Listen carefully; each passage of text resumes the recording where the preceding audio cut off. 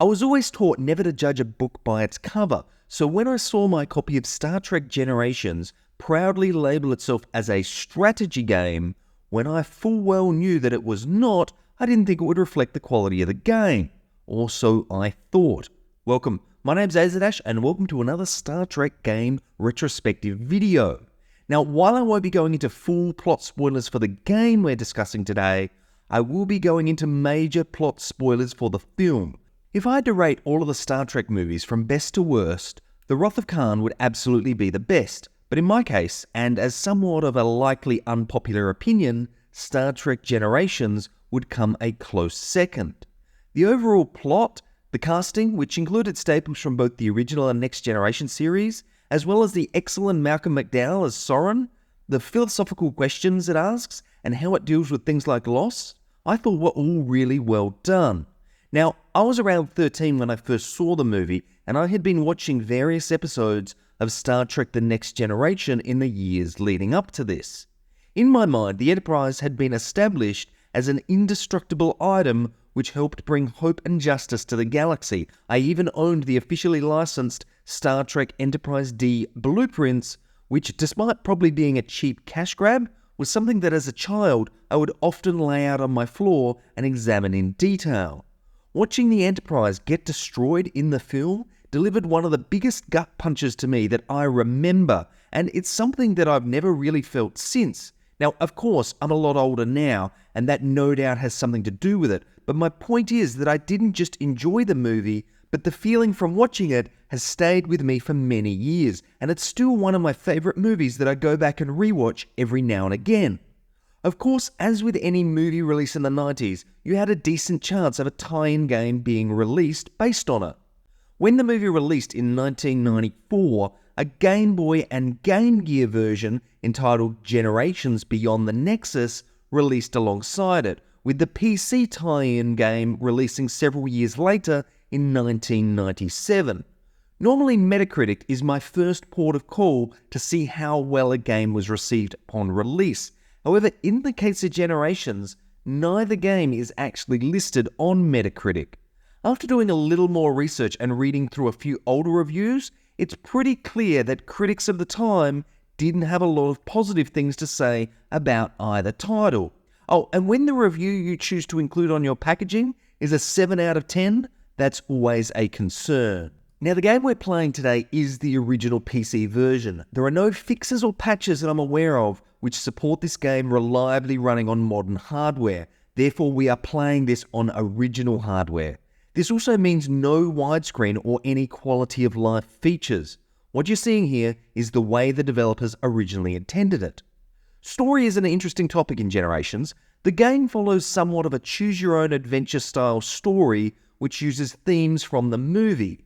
At a basic level, the game explores exactly what Soren gets up to between escaping from Amargosa and arriving at Veridian 3, with the player's success or failure in any given mission determining which mission comes next. There are some changes to the original Generation story here, and it's probably best to go into this expecting a slightly different retelling of the Generation story. I do like the direction the game story takes the player in, and there are a lot of callbacks to other Star Trek source material, meaning that those who are dedicated fans are likely to enjoy it the most. Before we continue, a massive thank you to those who support the channel. If you enjoy this type of content, please consider liking the video or subscribing to the channel. With that out of the way, let's head to Stellar Cartography, track the Nexus, and head back to 1997 to remember Star Trek Generations.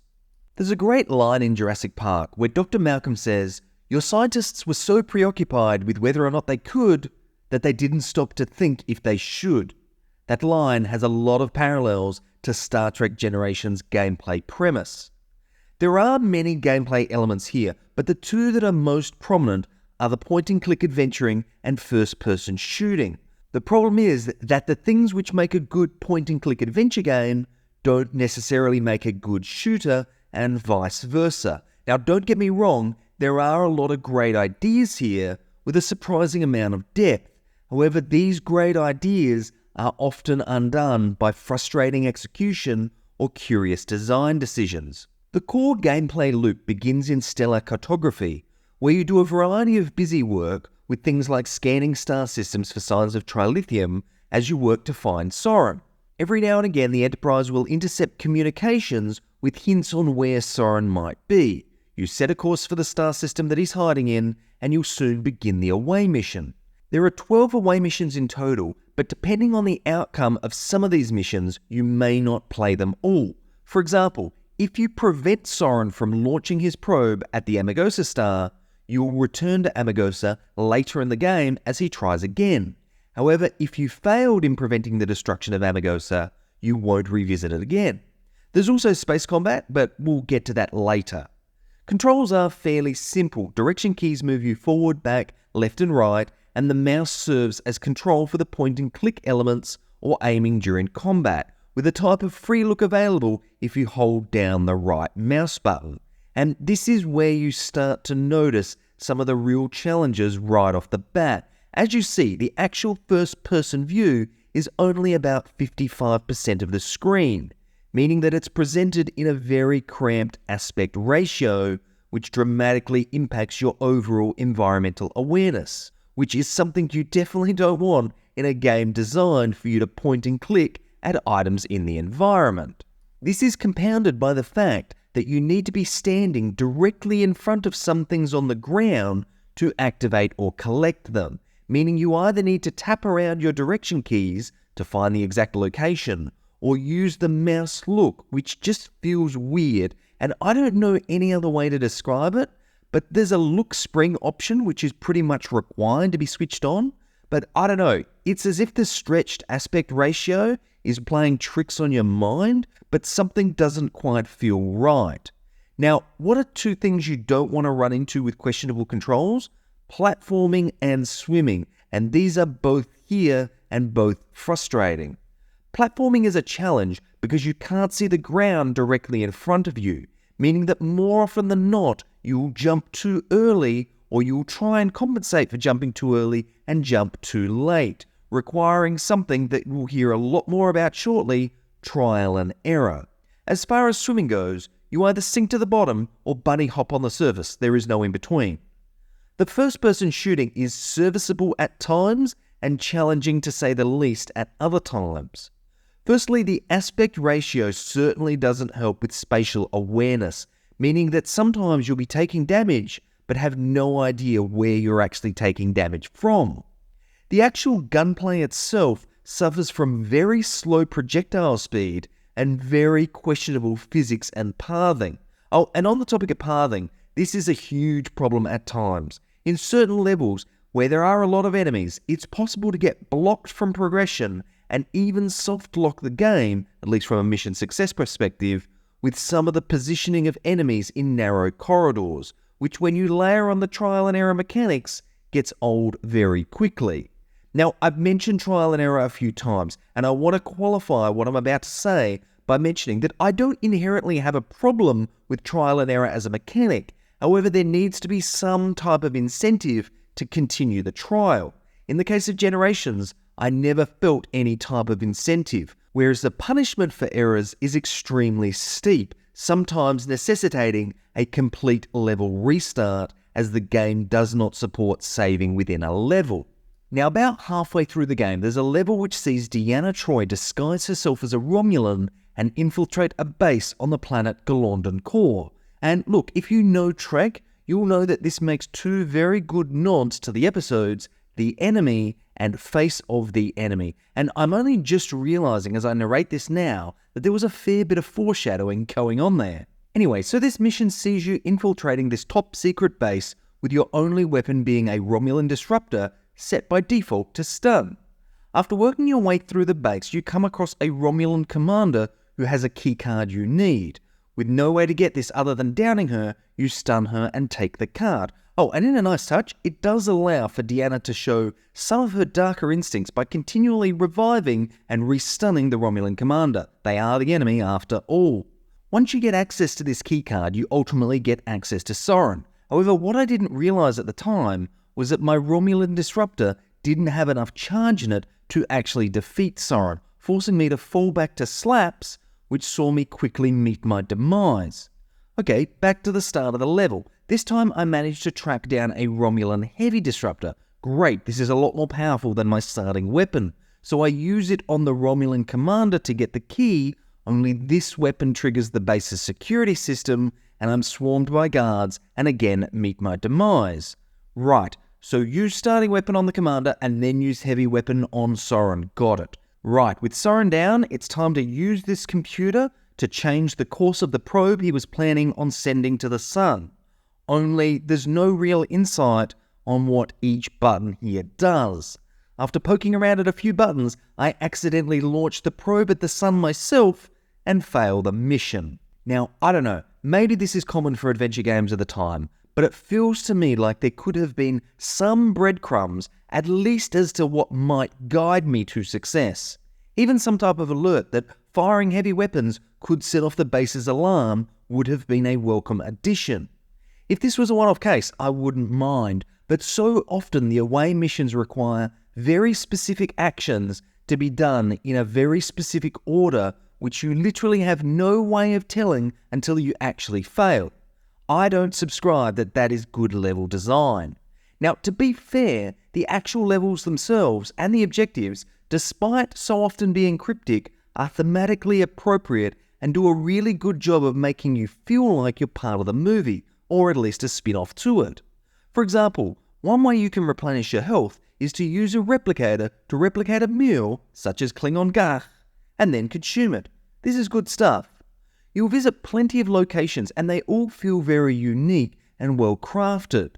There's a level where you need to sneak on board a Klingon bird of prey that's refueling and swap out a component to slow it down or destroy it, and this is probably the best level in the game, as it's a great example of the environment and the game's mechanics working quite well together. The other part of gameplay is space combat, and there's basically two ways this goes depending on your opponents. You either absolutely wipe the floor with them, which happens most of the time, or you are absolutely destroyed in a matter of moments. There's literally no in-between here. There are a whole bunch of mechanics in the combat, but I'll be honest, there was never a time where I didn't succeed just by clicking the fire buttons. The combat isn't bad, it's more than serviceable, and does help to break up some of the more frustrating elements of the game, but it's certainly nothing as deep as something like Star Trek Bridge Commander. If I had to change two things that I think would have made a huge difference to the gameplay experience, it would be to increase the field of view and to introduce a bit more of a briefing to each mission to help point the player in the right direction, as both of these elements are probably the biggest contributors to the overall trial and error issue the gameplay has. Presentation's a funny thing in modern times. If Generations had released in modern times and marketed itself as a pixel art game, then everyone would applaud it. Alas, Generations was not released in modern times, and therefore can't really be considered a modern pixel art game. Objectively, for the time period, Generations graphics are average at best. The actual art direction isn't too bad, but the way in which the environment is sometimes presented makes it difficult to even understand where you need to go. Take a look at this scene and try and figure out where you need to go. If you had guessed up and to the right, you got it. Otherwise, if you're like me and had no idea, then this speaks volumes to the problem. There are a number of cutscenes and FMVs taken from the movie, and this is always nice to see. I will say that this definitely feels like a Star Trek game, and that is a big positive, but I just wish it was a little more detailed to really help capture that Star Trek experience. Sound design is very good, with the game opting for more of a focus on ambient noise effects as opposed to a soundtrack, and this works quite well given the mostly slower paced nature of the game. Voice acting is exceptional, with all of the original cast reprising their roles with a well-written script with plenty of callbacks to moments from the original TV series. Let's take a quick listen. Data, conduct a short-range scan of the station to acquire transport coordinates. Aye, sir.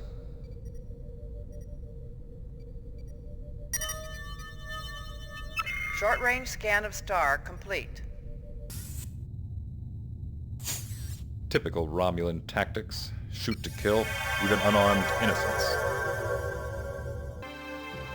Look at all the life forms. Happy little life forms. Even though there are some weaker parts of the overall presentation, the sound design really does some heavy lifting to help elevate the overall production value of the game. Now, Generations is not a cash grab. It was designed by people who clearly have a love for the source material. The problem here is that their aspirations are held back by their execution.